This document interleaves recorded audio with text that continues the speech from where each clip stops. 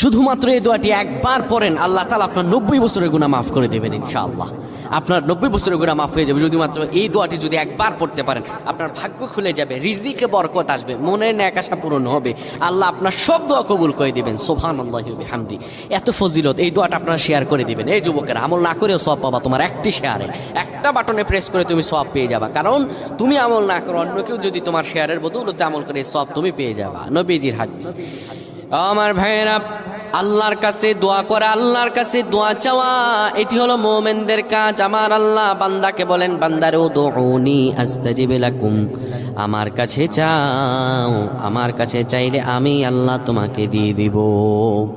কেউ যদি একবারে দোয়াটি পড়তে পারে, দোয়াটি হলো রব্বি ইন্নী যালামতু নাফসি ফাগফিরলি। কেউ যদি এই দোয়াটা একবার পড়তে পারে, আমার আল্লাহ তাআলা তার 90